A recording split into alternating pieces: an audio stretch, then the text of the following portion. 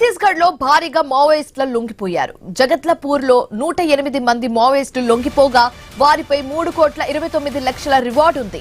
వీరి నుంచి 101 ఆయుధాలను పోలీసులు స్వాధీనం చేసుకున్నారు. వీరిలో 44 మంది మహిళా మావోయిస్టులు కూడా ఉన్నట్లుగా తెలుస్తుంది.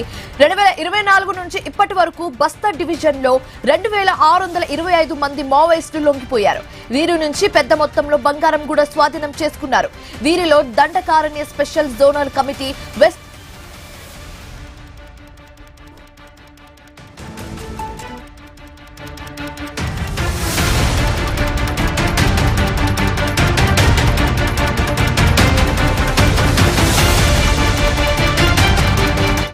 कि हमारे सुरक्षा बलों की इतने वर्षों की मेहनत और उस सब के सार्थक परिणाम के फलस्वरूप अब पूरे प्रदेश में और देश भर में ये माहौल बना है कि लोगों को अब हिंसा पर यकीन नहीं रहा, पुनर्वास की ओर बहुत तेजी से बढ़ रहे हैं।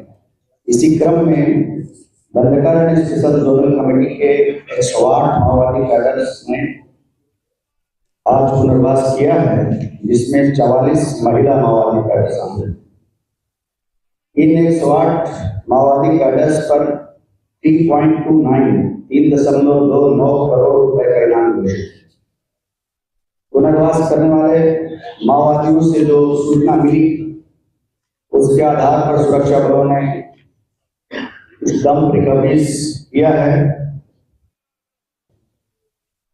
जबकि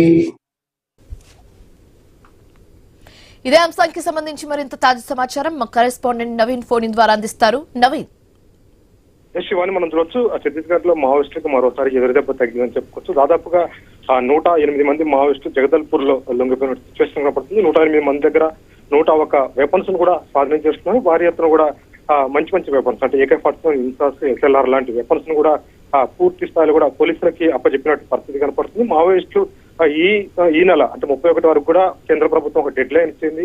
పూర్తి స్థాయిలో కూడా ఎవరున్నా సరే ఆ టయానికి లొంగిపోవాలి, లేదంటే తుపాకులతో ఉంటే ఖచ్చితంగా ఎన్కౌంటర్ చేస్తాం అని చెప్పేసి కూడా చెప్పడంతో పూర్తిగా మావోయిస్టులు అయితే ఛత్తీస్గఢ్ లో భారీ ఎత్తున లొంగిపోతున్నారు. దీంట్లో ఏరియా కమిటీతో పాటు వివిధ జిల్లాల కమిటీకి సంబంధించిన నేతలు కూడా నోట్ సిచ్యువేషన్ కనపడుతుంది. భారీ ఎత్తున కూడా మావోయిస్టు అంటే లొంగిపోయినట్టు ఆ మావోయిస్టులకి వాళ్ళకి దాదాపుగా 3,29,00,000 రూపాయలను కూడా వాళ్ళకి రివార్డ్ అమౌంట్ ఉండడంతో వాళ్ళకి చెక్కులు అయితే అందజేసినట్టు పరిస్థితి కనపడుతుంది. అయితే లొంగిపోయినట్టు మావోయిస్టుల దగ్గర డంపు అంటే ఆ మావోయిస్టుల పార్టీ అవసరం వాళ్ళు డంపు ఉంటుంది. అది బంగారం 1 కేజీతో పాటు అది మిగతా డబ్బులు కూడా ఉన్నాయి. ఆ డబ్బులు మొత్తం కూడా పార్టీ అయితే ఇటు ప్రభుత్వానికి అప్పచెప్పినట్టు పరిస్థితి కనపడుతుంది. ఇంకా ఎవరున్నా సరే స్వచ్ఛందంగా వచ్చి లొంగిపోతుందని చెప్పేసి కూడా ఇప్పటికే ఛత్తీస్గఢ్ సంబంధించిన జగదల్పూర్ పోలీసులు కూడా చెప్తున్నట్టు సిచ్యువేషన్ కనపడుతుంది. భారీ ఎత్తున కూడా లొంగిపోతున్నట్టు పరిస్థితి మనం చూడవచ్చు. ఎందుకంటే ఒక పక్క ఎదురుకాల్పులు జరుగుతున్నాయి, మరో పక్క మావోయిస్టు భారీ ఎత్తున కూడా లొంగిపోతున్నట్టు సిచ్యువేషన్. ఏదైనా మావోయిస్టులకు అయితే భారీ ఎదురుదెబ్బ అని చెప్పొచ్చు. Shivani, right, thanks for the updates Naveen.